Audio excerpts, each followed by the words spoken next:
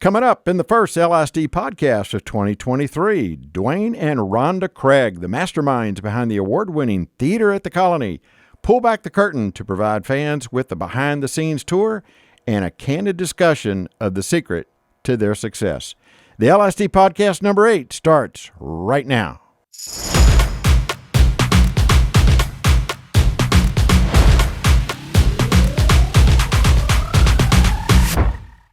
Hello, everybody, and welcome to podcast number 8. We have a great show for you today. And as always, you remember why we do these podcasts. It's because we're going to tell you something that you normally didn't know. And you're going to find that out today because we have the Craigs with us today from the Theater at the Colony. And we're literally going to pull back the curtain and we're going to learn about some things that you didn't really know. And what a great career and what great enjoyment you guys have brought to the fans. And we're going to get to that. But first, let me tell you who our sponsor is today. It's BOE Texas. And as you remember, BOE Texas is the one-stop shop for members of the LISD family to refinance or get a new home loan. And you'll hear more about BOE Texas very shortly. So first, Rhonda and Dwayne, welcome. Thank you very much. Thank you. Welcome to the LISD microphones. All right. It's so great to have you. You know, and as we were talking about earlier in our little pre-meeting there, since I don't know that much about the theater at the Colony and exactly y'all's background, this is going to be a great lesson for me as well. So we're gonna have fun with this. So I know, as I said, I've been involved directly and indirectly with LISD for many years, but there's always for years there's this buzz about the fine arts department that LISD has had. I mean, it's almost like a district culture from winning state championships, absolutely. And I know we'll get into specifically with the Colony and what you guys have done. But just real briefly, what is it about this thing that LISD Fine Arts brings to the table? Yeah, it's a very special place to be, and I think we have to go back probably about 10 or 12 years to see exactly how it kind of started. And so in those early days, Bill Watson and Missy Head were the fine arts coordinators and directors, and they saw what the need was in LISD for fine arts. And so they really worked hard in bringing in directors. And fortunately, we were a part of that. And so those early days, we were all really working well together, working hard together. And immediately, we saw the results of that. We saw the Colony going to state and one-act play. We saw LHS going to state and one-act play. We saw Flower Mound and Hebron. And so all of those schools were working together. And it was thanks, I guess, to the vision of those two of what it could be. Now, they have both retired since then, but that legacy continues to this day, the strength of those programs. Right. And I always say that success breeds success. So when one area starts, being successful, then the other ones kind of join in because it's so much fun. And in fact, I don't want to play too far ahead, but our first state championship here, we won the 5A state championship on one night, and the very next night, LHS won the 6A state championship, and that made it even more sweet. We were able to support our sister schools, and it just made it just so much more special for our kids. Well, and then the next year, it was us and Flower Mound. And then the next year, it was the Colony and Hebron. Right. So, and so all those kids are really close. All the theater kids are really close with each other. They go and support each other's programs and shows and things like that. So it really is a family atmosphere. And it is such a culture. I use that word a lot, Absolutely. And I do a lot of sports analogies, football analogies. And if you look at a major program like Alabama or LSU or things like that, that they're just winners, and kids go there because they know that they're going to be a winning team. Right. And I don't have any specific proof that this is happening, but I bet it is. I bet there are students that come to LISD, especially within the Colony area, to be able to be part of a winning program. Well, and we're very blessed too by originally it was Dr. Rogers and now Dr. Rapp, of course, and our school board. They see the value, and along with our administration, they see the value in what we're doing, and they make sure that our kids in all of the campuses have the best equipment, from lighting to stages to whatever, to make them successful. So we can't thank our administration and all of them. Just to watch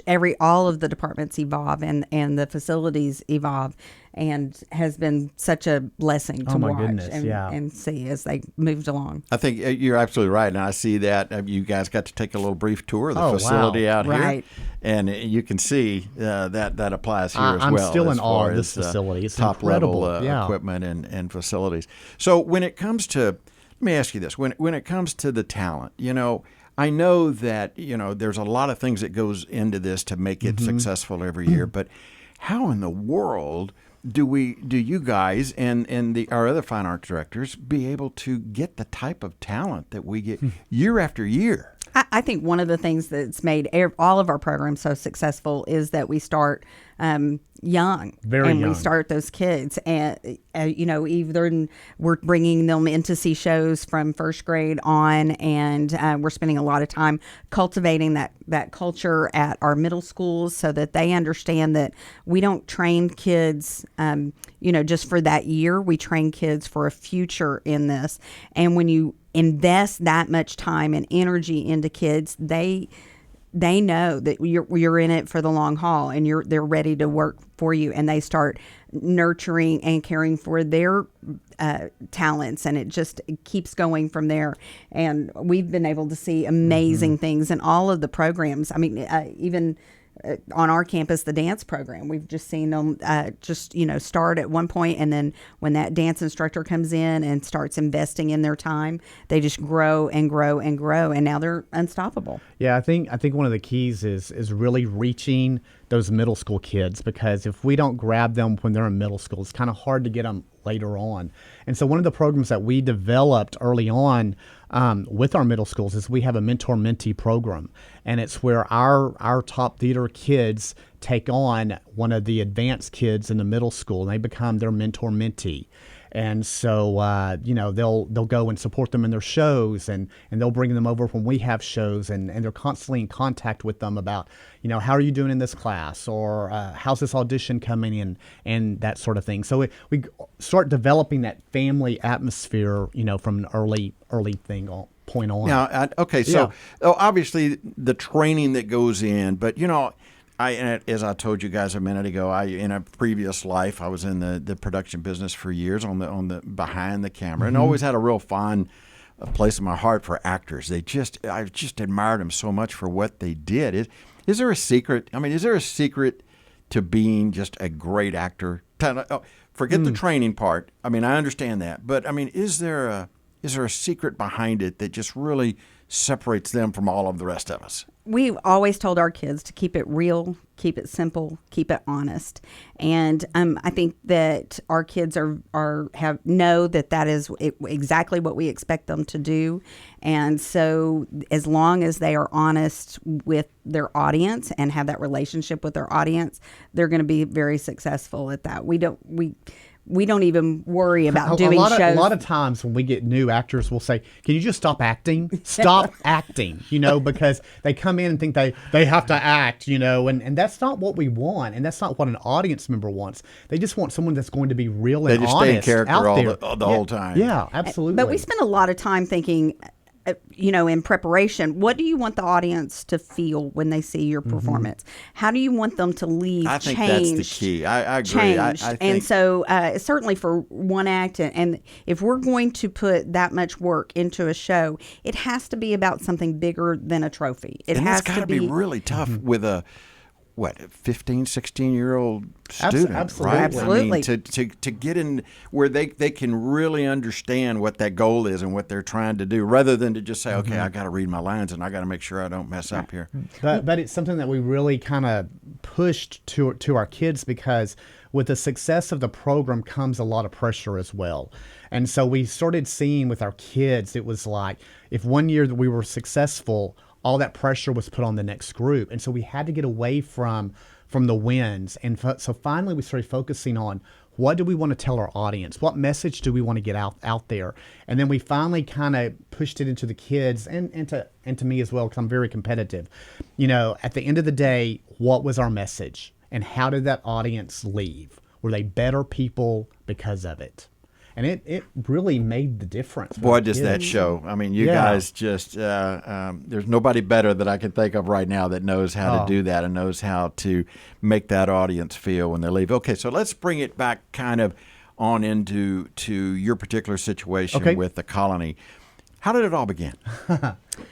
It started on a very cold spring break day before we were even hired at the colony. Yeah, I'll let Rhonda tell the story. We were at our previous school, and they were having a one-act play clinic where there was a clinician there that would work our one-act play. So we had brought our other play there, and Missy Head was over there, and we were just kind of looking at the facility, and I'd never been into the Colony High School or anything like this. And I said, if this was my program, I would call it Theater at the Colony. I just think that would be a great way to incorporate. And if it was mine, especially being the smaller district, the 5A of it, I would try to incorporate it for the whole community, have theater for the whole community, not just the high schoolers. And so a couple of months later, Missy called and said, yeah, that Theater at the Colony thing, why don't you come over and let's talk about how we can make that happen. So we came over in May, and the interesting thing about it is there was only one theater director at the time at the Colony High School. So we knew we both couldn't come into the Colony at the beginning, but there was an opening at Lakeview as well for a theater teacher. Middle school. And so they brought us in. They actually interviewed us together. James Hill. Both principals, Jeremy Turner. And Jeremy Turner. They interviewed us together. Pretty much said, this is for y'all. This is your job if you want it. And so what they did was they had Rhonda at Lakeview for first, second, for the morning. Majority of the morning, yeah. And then she would come over in the afternoons, and we would do our productions together. So that summer, very hot July day, we tend to have a lot of stuff, and so we moved over a U-Haul full of all of our costumes and things that we had personally collected over the years. We came into the theater, and it was hot. There was no air conditioning at all, and it was just the two of us. And we stood out on that stage. We turned on the stage lights. At the time, there wasn't many stage lights. The facility was in not in the best shape. Not to what it is today anyway. And we stood out there, and Rhonda just looked at me, and she goes, "Can you just imagine the possibilities?" And and that was the thing. It was kind of emotional. I know. It was I bet it was. It was a blank canvas, because at that point the program, and I hate to say it, but it was pretty much non-existent. There was only about 15 kids in the program at the time. We knew going into it. We know that there hadn't been a lot of success there. And so pretty much it was a blank canvas. And we had the support of both of our administrators, Dr. Rogers and the Fine Arts Department. So we knew, the sky was the limit of what we could do. And they trusted us to do our job. I would go into Mr. Turner's office all the time, and I'd say, okay, remember when we talked about we were doing this? And he's like, okay, I don't remember anything. I just didn't know that you were the force that you were. Yeah. And so I'm just going to get out of your way and let you do what you need to do. And I think that was the key to our early days is that they completely trusted us, and we were very transparent with them all along, saying what worked, what didn't work. We never tried to push the envelope with shows as some theater directors tend to do. We quickly found out what our community wanted and needed, and we just had their support all along. What was that first production like? Did you walk out on the stage and nobody's in there? Absolutely. And you're saying, are they going to show up? I vaguely remember it. It was Epic Proportions, and we were so excited, and we couldn't wait because here we are. We're going to, and I look out there, and we're getting ready to start, and there was maybe 12, 15 people in the audience. And we did that show that night, and I turned around to Rhonda and I said, have we just made the biggest mistake of our life?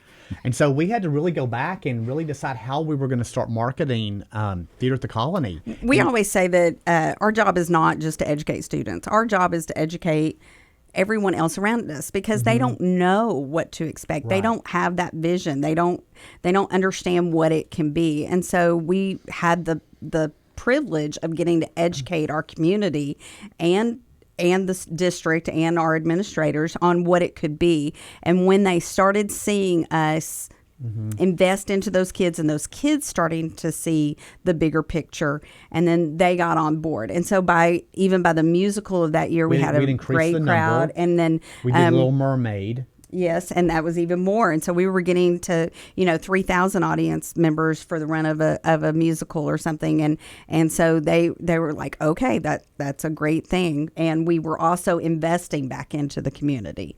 So the colony has an economic development tax, and so we were encouraging all of our families that were coming in to see a show, go ahead and stay at this hotel, go out and eat at these restaurants, invest in this community. Oh, you're right. It's become like a destination entertainment venue. Our booster club, joined the Chamber of Commerce, which was a huge thing because all of a sudden we were networking with all those business leaders and that sort of thing. So we were being able to get them as sponsors, and so it was just, Rhonda is a marketing genius. And so thankfully, and so she was really able to work all those connections and things like that. One of the keys, I think, to our early success that first year was in one act play. We advanced all the way to region that year. Which had never happened at the Colony High School. We won the first contest, and we told our principal, and we were like, okay, what do we need to do now? And he goes, I don't know. This has never happened here before. We've never advanced. And so then we advanced to the next contest and the next and the next. And all of a sudden there was all this excitement because this program that was non-existent at the Colony is one step away from going to state. Now, sadly, we did not. We were alternates. We were alternate to state that first year, which was unheard of. But you know what? That was okay. I don't think we needed it that year. I think we needed for those kids to experience what it was like and to get that little get a fire burning. Yeah, fire burning in there, and that's all it took, because then the next year we went to state, and believe it or not, we won. Is that when the black box started? Is that specifically for the one act play? The black box did not. Are you talking about when it came to the Colony? Yeah. It did not officially. It was part of the 2017 bond. Okay, so that was later. Right. Okay, but remember, we had no microphones, we had no lighting, and so immediately they started investing into the facility. Well, because we were having to rent mics for every single performance. And one of the things that Rhonda and also we had a big hole in the stage. We had a board that had to cover up the hole in the trap stage. door? Yeah. Well, I don't know. I don't know. If it was all that safe. A lot of people tripped in that. But there were termites in that wooden stage, and there was a hole in it, and our kids knew exactly where to step over that. So the facility needed work, and thankfully they saw that. Yeah, and one of the things that Rhonda did early on was that she made sure that everyone had an invitation to our shows, from school board to administration to middle school principals, community leaders, or whatever. And so all these people started coming into the shows, and they started kind of seeing, why are our kids performing in a space that's not adequate for them? And so thankfully, Dr. Rogers and the school board saw that, and then we started seeing the renovations happening and that sort of thing. And then the 2017 bond came along, and that's where the black box and all those things happened. Yeah. So how many total productions? Where are you guys up to now? I just figured this out the other day. There's been 20. I've been doing this for about 27 years, so I have 27 one act plays. But for myself, since we've come to the Colony, I think I said there were 27, 28 shows total that we've done in the last decade. So we're kind of crazy, and that we do a lot of musicals, and so more musicals than pretty much any. I got to see my first, by the way, over Christmas time. That was my first. Absolutely loved it. We normally do 3 musicals plus our annual Christmas show, which is it's just a staple for our community now. And one act play. So unfortunately this year we had to cut the winter musical due to one act play being so early. We have our first contest in February this year, and so we just couldn't do it. But yeah. So I know with all those productions, this is probably a really hard question. Do you have a favorite? We talked about that. We talked about this morning, and every one of them has a favorite part because there's so many kids involved in every one of them, and they're all very special. We kind of. Rhonda's going to talk about a play that's her favorite. Probably my favorite would have to be Bonnie and Clyde. And the reason being, it was just kind of all the stars aligned for us to do that production. We had the right kids for it. We announced it in that summer. Believe it or not, Dallas Summer Musicals at the time here were the producers of that when it was on Broadway. And they had all of the set, all of the costumes, the props, the wigs, the shoes, everything for that show. They decided to get rid of all of it, and they held an auction. We'd never done an auction before. Well, one of our moms she's a professional prop mistress within Dallas. And so I had told her early on, I know that those cars for Bonnie and Clyde are somewhere in the Metroplex. So if you could help me find that. So Three then cars. she called me and she said, "Oh, Really? I did better than find you the cars." Oh, so my. we went. We knew when the auction was happening, and we went to our booster club and we had an emergency meeting to say, "This is happening. Can you allot us this amount of money?" We'd never done an auction before. We'd never gone through it, but it was like we had computers lined up in front of us, and believe it or not, we got every single item from that Broadway show except a church pew. Wow, what a diverse film too to be able to. I mean, I bet these kids love that. Yeah. I mean, Oh my gosh, obvious it was drama. a spectator sport. There's a that little day. humor. Yes. There's drama. There's everything in Yeah, there. and it was huge for our audience. We got a lot of people in who had never seen a musical, but because of the Bonnie and Clyde kind of thing, people were interested in it. Everybody's families had some kind of a we story. actually did like a documentary that was did a showing little in the museum. lobbies because everybody in Texas has a Bonnie and Clyde connection, it seems like. And even Dwayne had a great aunt that had grown up with Clyde. Yeah. And it was so funny. So we kept interviewing one of our attendance clerks. His grandfather was a sheriff that had arrested him at one point early on. And so it was really exciting for us to do all that and have that experience. It was just an unbelievable experience. We had the right kids. We were talking about this the other day. There was not one single problem. It was easy. Well, and the kids had a kind of a double whammy there, right? Because I would imagine a lot of them didn't even know who Bonnie and Clyde. Absolutely. They didn't know the story. Absolutely. Like, I grew up with that. Yeah, that was absolutely. the thing back in the 30s, 40s, Right. Yeah, 30s? 20s, late 20s, early 30s. And even if they didn't have a connection to Bonnie and Clyde, the cool thing was that it got even at the attention of Broadway. And so we had the gentleman that wrote the musical that contacted us. The costume designer. We even, in the auction, we got his original sketches for those costumes. He didn't know where they had gone So to. he had lost touch with it, and he was like, "Oh my gosh, you have those? That's wonderful. I had no connection. A lot idea where of that the was." Broadway actors reached out to our kids to tell them congratulations, and our kids were like, "We're wearing your costumes I wish I right could go to now." Netflix and Oh my watch gosh. it It was and watch what y'all amazing. did with that. So- What year was that? When That y'all did was 2019. 2019 is Oh, really? Yeah. Okay, just a few years ago. So it was so to me, that was probably one of So what's the other one? That okay. was So that Okay, was so mine. that's- So now So mine was our 2017 one act. It's called Second Samuel, and we actually stumbled upon this script. We had a friend that was doing it on the college level, and he said, "I just think this is something you should read." And the script just spoke to us, and there were there so was a many lot of issues with the script. It was kind of told from one perspective. And we were like, "Oh, I don't know if we can do this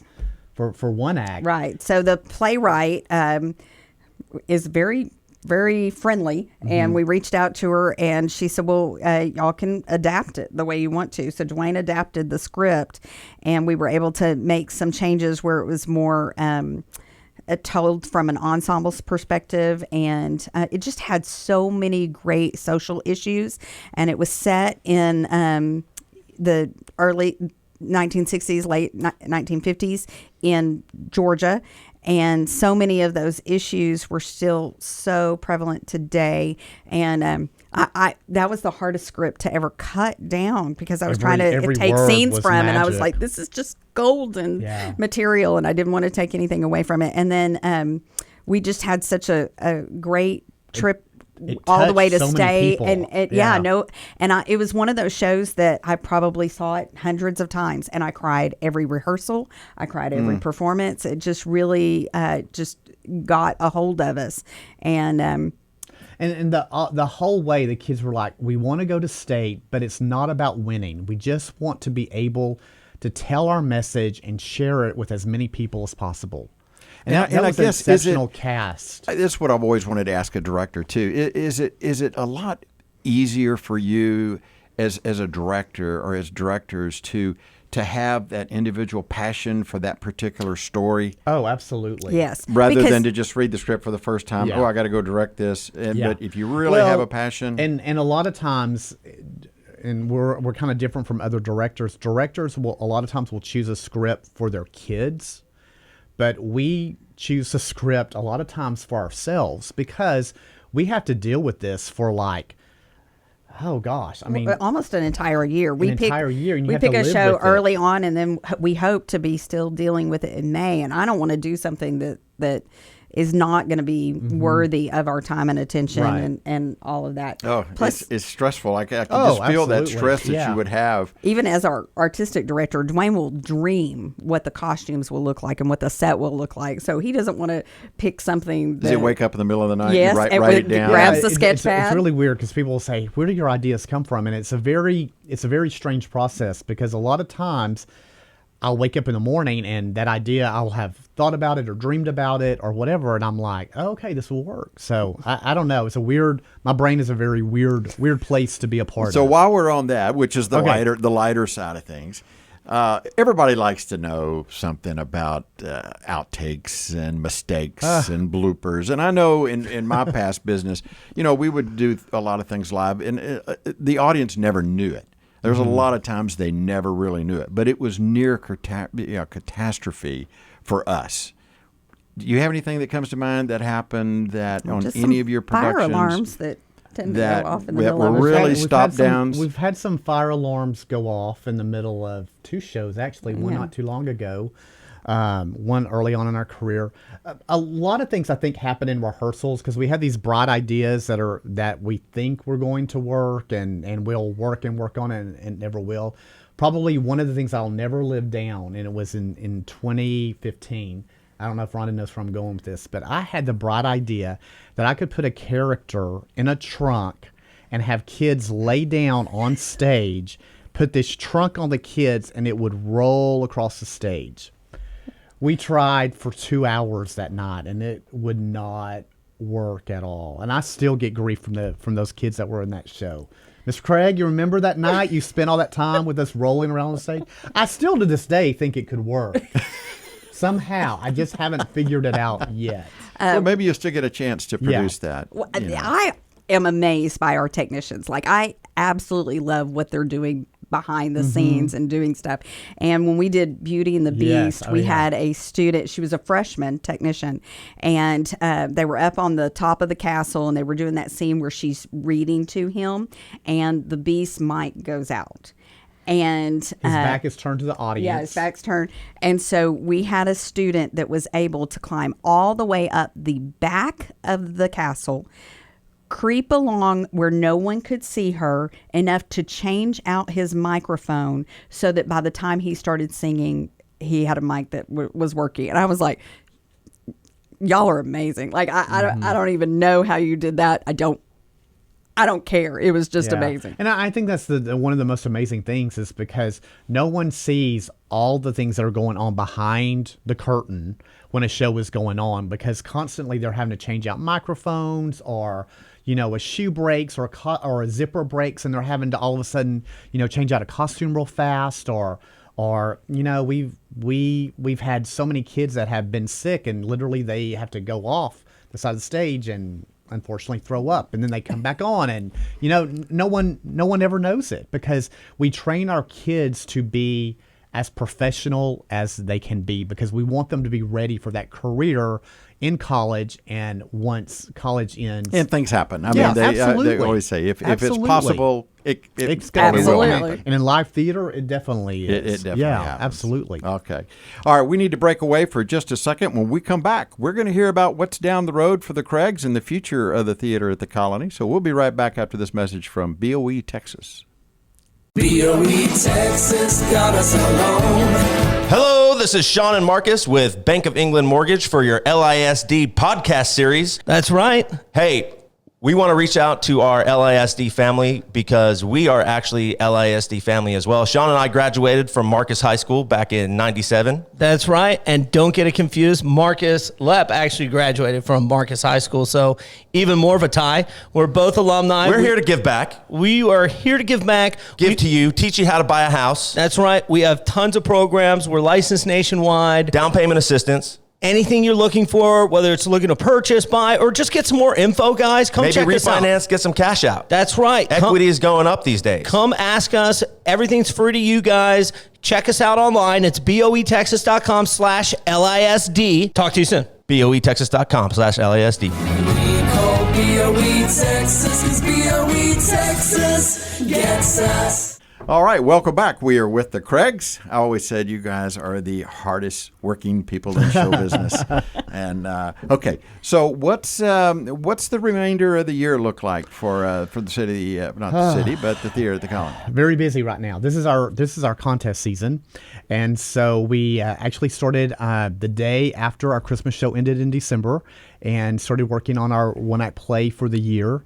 And so we just finished blocking the show, and now we're starting to work on it. So we'll go to contest the end of February, and hopefully we will still be involved in one act all the way through May. So I kind of say it's our easier time because we're not doing a full-blown musical. We're only working on a 40-minute show. But it's probably one of the most stressful times of our life as well. And Rhonda said this morning, we were talking about something, and she said, even after all these years, I still get nervous during this time period. Right. So right. And one of the things that we do differently is we spend several weeks in table work before we even start working the show. Yeah. So before the blocking starts, before anything, that's what we started right after the Christmas show. So the kids were doing research, we were doing script analysis, character analysis, and dialect work, and all of those kinds of things. So the kids have been working on the show very, very hard for a while. So are there plans in place and that you're already working on shows for next school year for 23-24? We try not to. We really, during the fall, we operate almost like a repertory theater because we have one show. While one show is going up, the other one has already been in production, and so we operate that way. But now that it's during one-act play season, we want the kids to focus on just the matter at hand, especially during competition season. I don't know if it's the kids, but certainly the parents have a tendency to want to think about, down the road. And we say, it's one contest at a time, one performance at a time. So we're just going to worry about this right now. yeah, we'll answer questions about all those contests right now. Yeah. Before everything starts. But once it starts, there's no questions about what happens after this contest. Well, we talked about the culture earlier, and like it or not, you guys have created a culture there, right? And it's an awesome winning culture and a successful culture there. So where do you see this thing going? What does the theater at the Colony look like in 3 years or 5 years? There's a lot of pressure. Yeah, It really is, and it's we've been doing this for. I've been doing it for 27 years. Rhonda's been doing it for 25, and so that there's a lot of years that we never want to settle. We're always trying to top ourselves, and what can we do differently, or how can we make this show better than the last, and that's what our audiences have come to expect. And so there is a lot of pressure. Thankfully, we have a lot of incredible kids that have that we have now and that we've had. And so I think the legacy that they have created and passed down, that just kind of creates that fire in the kids we have right now to want to continue in their footsteps and shine even brighter. And that culture that's been created about picking something with a message and making an impact on the audience, that is in those students. Like they firmly believe that. And so when we look at shows, their desire is not for a show that will show off their voices or their acting or whatever. Their desire is that we continue to do shows that make a difference. It's got to be bittersweet for you guys too, I guess, when you see kids graduate. Oh, it's hard, right? I mean, you've worked with them all these years. They're part of our family. But then on the good side is you got a whole new batch coming in. Yeah. Well, and not only with that, that culture there, they just stay good all the time. Right, they do, and then and then our family just keeps growing because we Well, it's don't still a just part of because their they lives. go Yeah. they go away to school or continue in their career, but we still stay in touch with them. We still follow behind them, and so We have two of our ex-students right now that we have dinner with every week. We try to, and it's just it's such great fun to see them as adults now, and with families and being a part of that and weddings and just being a part of their lives. It's unbelievable. Well, I know I guess one thing too is. I know. Before I say that, I want to ask you about advice for other actors. So for other students out there, for younger kids, I know that some of them may be in middle school or what advice do you guys give talent out there these days to really encourage them to get involved in programs such as yours? Well, one of the things that we've noticed is that our kids are successful in other endeavors with the skill set that they're getting on stage. Absolutely. We were just thinking recently about how many of our kids that are specializing in marketing and PR because they have learned how to market in the theater. And that's just one example. So Our kids who are lawyers, Yes. because they get the speaking skills, and we have doctors and all that kind of So, stuff. I mean, don't be hesitant about getting in because you don't want a career in theater. Yes. Go ahead and pursue it because of all of the problem solving and all of the skill sets that you learn from it, and certainly working with the team and an ensemble and things like that. But and then understand that it's not that simple. If you want to be successful at this, it does take a very strong work ethic and you have to be invested in it, and you have to have that desire to continuously learn. And, yesterday we were in a rehearsal and we spent over an hour on maybe 3 lines of the show. And those actors, we kept saying, okay, new choice. Give us a new choice. And they had this. We always say that they have this suitcase full of all of the tools that they've been taught, and they just have to come out with a new tool, and get those, and so that they are able to always make it better and things like that. So you can't do that if you want the easy way out. You cannot be successful. You have to give it everything. Yeah, and I think to be authentic to yourself, Right. But also you have to have a passion. You have to have a passion for this because it's not always easy. But we've been very blessed with the kids who have come in and out of our lives through this program. We're very blessed, and they made us better people. Mm-hmm.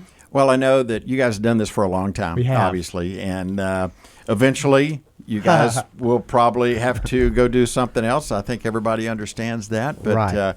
but regardless, I think with what the accomplishments and the culture that you guys have, the success that you've had and the culture that you have built is got to make it a little easier on you when you think in that process, right? Yeah, That, absolutely. Whatever happens down the road. We're very proud of it. And we couldn't have even imagined, as we stood on that stage 10 years ago, and Rhonda looked at me and said, imagine the possibilities. This was not even on our radar that all of this could have happened in 10 short years. But it's just like your own children. You raise them up, and what your desire for them is that they'll continue to be successful even after they leave the nest. And so whatever that nest may be, we just know that the kids have those right tools and have that passion that we've talked about, and have the ability to be successful. And the thing is, we also tell our kids, just because you're graduating does not mean that we're not going to stop teaching you. Right. And so we'll still, I'm still around to offer advice, and they'll still get a text message from me or a phone call or whatever. And we're still teaching. We're still a part of their lives, even if we had them 20 years ago, So how does it feel now? You told me earlier what that feeling was like when you walked out on the stage and didn't know if anybody was going to show up, and it was at the very beginning. How does it feel now when you walk out there now, like you did at Christmas, at the Christmas show, and you see, almost every performance was sold out. And what is that feeling like now? Because you guys did it. I mean, that was we're your pretty baby. emotional. You did it. Certainly about that show, but all of them really. But that show, we see so many alum that come back and are a part of that. It is so fulfilling, and every single performance is like a family reunion. You know, you just want to share in it with all of your family. But I mean, at some point, you just got to look back and you go, okay, all of it paid off, and we've worked hard, and you know, so we just, what we don't want to do is concentrate on the work at hand. Without appreciating all that has been done and accomplished. Yeah, I think it kind of brought it all kind of full circle this year. Is there was a little boy in middle school, I guess, seventh grade, and you know, he's watched it from afar for so long, and his mom introduced him to Rhonda, I guess, at one of the shows, and he goes, I just can't wait. Every day I just can't wait. I can't wait to be a part of it. I want to be that kid up there. And now he was pointing to one of our juniors, Andy Motes, right now, and he goes, I want to be that kid in that giant rocking chair, you know, when I get there. So we see the little sparks that are being, or the little seeds, I guess, that are being planted. And that's what makes it all worthwhile, is when you give, because I remember I was that kid, you know, in elementary, and going to see my first play and going, I want to do that one day. So I don't think our kids, I think our kids maybe do realize the impact that they have on the audience and on those middle school kids and on those elementary kids. And they have to take it seriously too. And you know, we do a lot of music. We try to do a musical every year that's appealing to children. Just for children. And with that comes a lot of responsibility. We tell them, to whom much is given, much is required. And so it's not enough for them to be on that stage performing. They represent theater at the Colony, and they represent things when they're out in public, when they're at restaurants, when they're sitting in a classroom, all of those things. And they're associated with those princesses or those princes, you know, and so it's a big responsibility. So be the person that those kids will want to relate to. Be the person that those kids strive to be. Yeah. Well, I tell you, on behalf of, I am speaking on behalf of all of us at LISD. We thank you. We thank you so much for everything that you've done. We thank you for, from the school perspective and the entire community, the joy that you have brought so many people in the community is just absolutely amazing. So I think everybody thanks you for that so much. We really appreciate it. And thank you for coming today. Yeah, absolutely. I know you guys have a difficult schedule, so we really appreciate it. Yeah, it's kind of fun going down memory lane. So I know that was people cool. will watch this and go, I did not know that. I did not know that. So thanks again for coming. Yeah, absolutely. And thanks, everybody, for joining us today. And remember, this is an entire student crew that we have here, and I'd like to thank them. So until next time, on behalf of all of us at LISD, go out and make it a great day.